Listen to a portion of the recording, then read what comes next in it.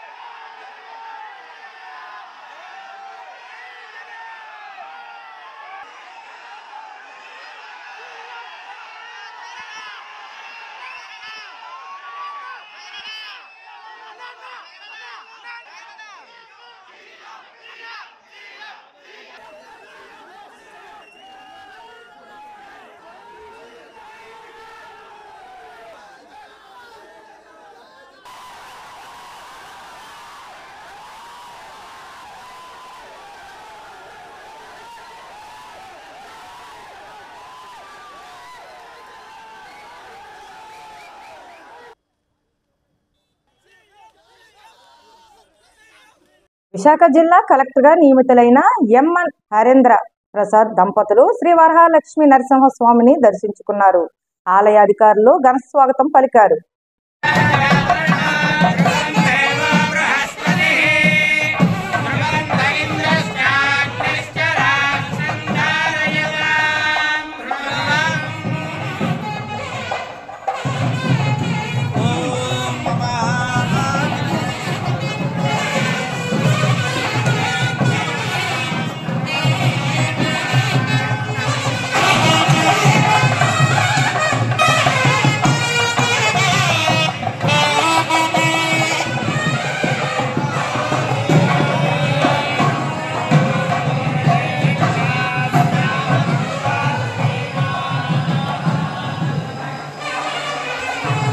విశాఖ కేంద్ర కారాగారానికి సందర్శించిన హోంమంత్రి అనిత.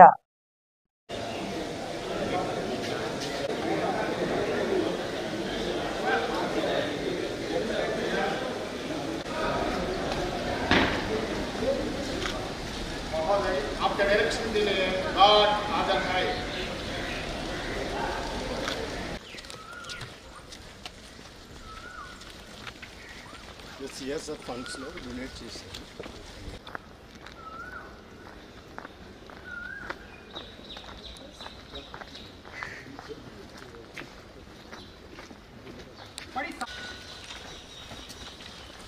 ఈ సెక్రటరీ పేషెంట్స్ ఒక 40 మెంబర్స్.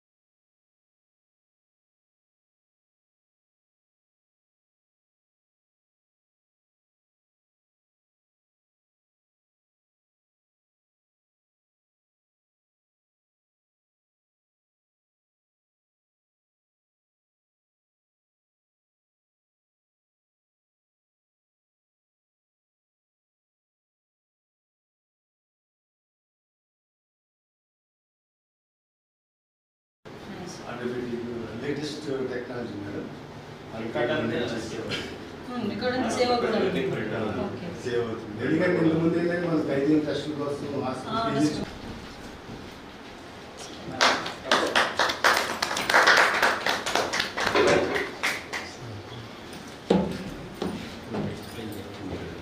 అంటే కొంతమంది పబ్లిక్ ఇప్పుడు ఫిషర్మెన్ ఏరియా వాళ్ళు ఉంటారండి. వాళ్ళకి ఏంటంటే నేను ఒకసారి మెడికల్ క్యాంప్ 80% పీపుల్ హెపటైటిస్ ఇమీడియట్గా నన్ను వెళ్ళి వ్యాక్సిన్ వేయించుకోమని.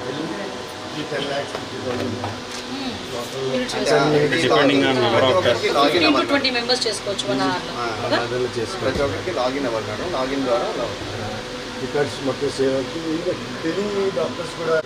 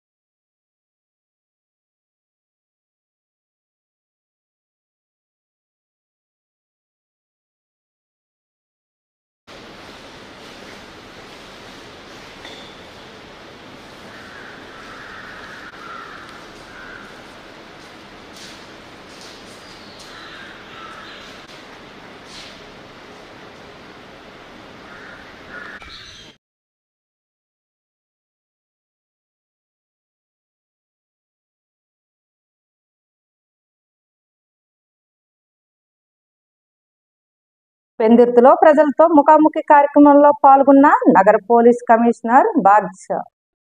సార్ మా అందరి తరఫు నుంచి అంటే ఏంటంటే సార్, ఈ కాలనీలు అనగానే ప్రతి ఒక్కరము నిరుపేదలమే సార్. మేము మాకు రొక్కాడితే కానీ డొక్కాడదు, అలాంటి ప్రజలమంతా ఇక్కడ జీవిస్తున్నాం సార్. మా సమస్యలు ఏంటంటే గతంలో ఏం జరిగిందనేది మాకు తెలియదు సార్. మేము బయట ఎక్కడికైనా ప్లేసెస్కి వెళ్తే మీ కాలనీలో గంజాయి వ్యాపారం జరుగుతుందంట, ప్రాస్టిట్యూషన్ జరుగుతుందంట, లేకపోతే వాళ్ళు ఎలా బిహేవ్ చేశారు, ఆ సూసైడ్ చేసుకున్నారు అని చాలా మంది మాకు చాలా రకాలుగా బయటకు వెళ్తే అడుగుతున్నారు. అంటే ఫస్ట్ ఆఫ్ ఆల్ గంజాయి అనేది ఇక్కడ అమ్ముతున్నారు, లేకపోతే పిల్లలు తాగేసి దానివల్ల పాడైపోతున్నారు అని అంటే ఫస్ట్ అది నిర్మూలన జరగాలి కదా సార్. అంటే అలా గంజాయి అనేది మా కాలనీ వరకు రాకుండా ఫస్ట్ ఆఫ్ ఆల్ అది నిర్మూలన జరిగింది అనుకోండి సార్. మీరన్నట్లు తప్పకుండా పోలీసు వాళ్ళు చాలా మంది వస్తున్నారు, నైట్ బీట్కి వస్తున్నారు. కాకపోతే ఏంటంటే వస్తున్నారు వాళ్ళు మీరన్నట్టు జనాలతో ముఖాముఖి అవ్వట్లేదు సార్.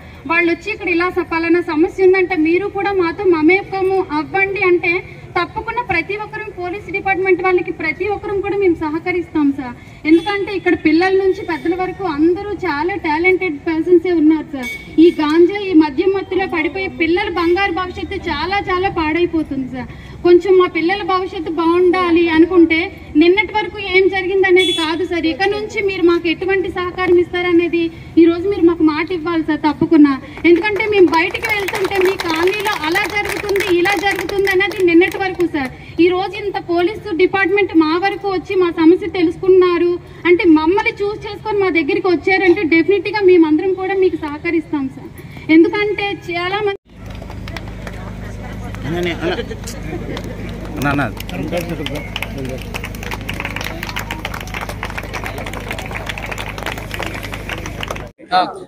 నిన్న విశాఖపట్నం సిటీ పోలీస్ కమిషనర్గా చార్జ్ తీసుకున్నాను. ఈరోజు నుండి ముఖాముఖి కార్యక్రమం మొదలు పెట్టాము. ముఖాముఖి కార్యక్రమం అంటే మేమే ప్రజల వద్దకు వెళ్తాము.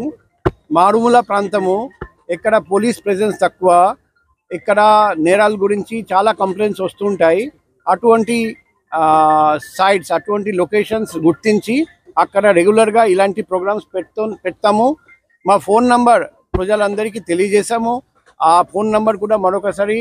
విమర్శలకు త్రోవ లేకుండా పకడ్బందీగా మెగా డిఎస్సి నిర్వహించాలని మంత్రి లోకేష్ అన్నారు.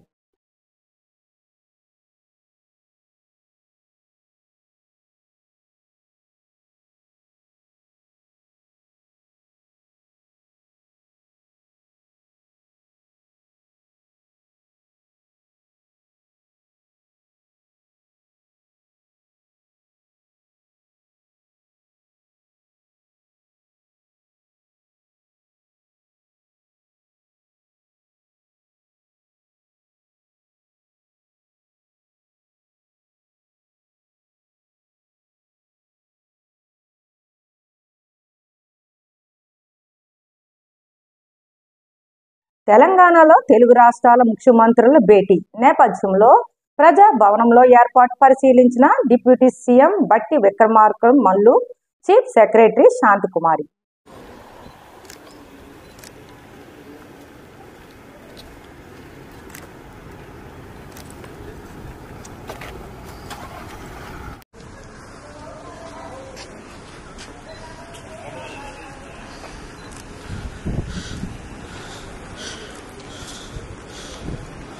బిల్డింగ్ వచ్చా చూస్తుంది.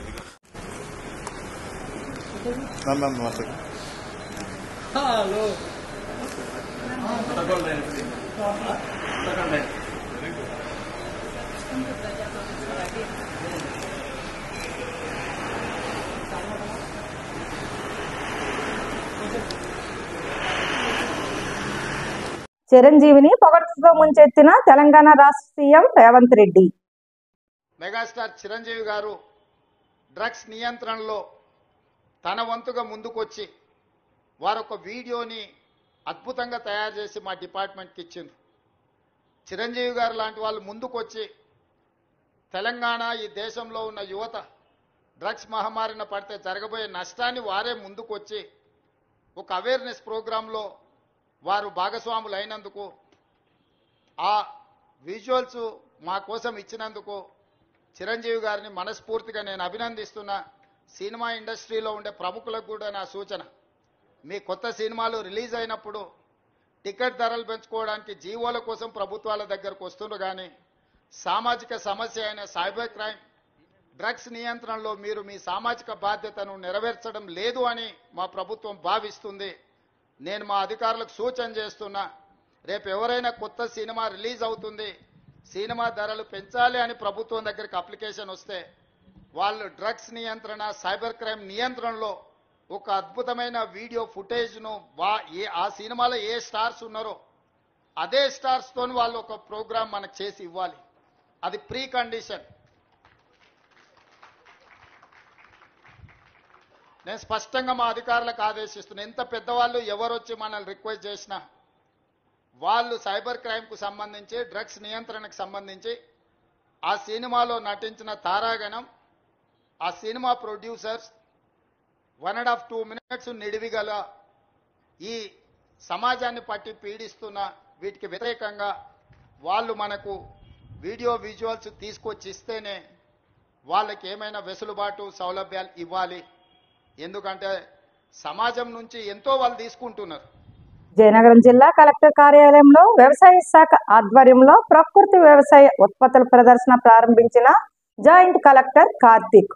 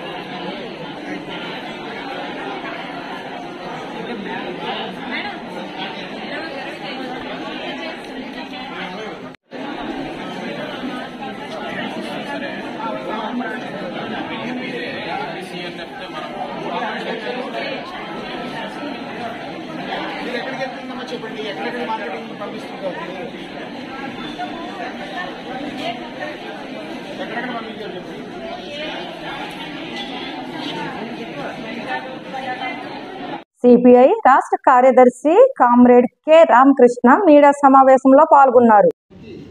వారు అధికారం కేంద్రంలో నరేంద్ర మోడీ 10 ఏళ్ల పరిపాలన పైన కూడా ప్రజలు ఆలోచించి తీర్పిచ్చారని భావిస్తాం.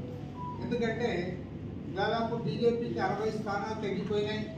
ఇవాళ స్పష్టంగా తెలుగుదేశం పార్టీ పైన, జేడీయూ పైన, అదేవిధంగా లోక్ జనశక్తి పార్టీ లాంటి చిన్న పార్టీల పైన ఆధారపడి కేంద్రంలో ఇవాళ మోడీ ప్రభుత్వం అధికారం.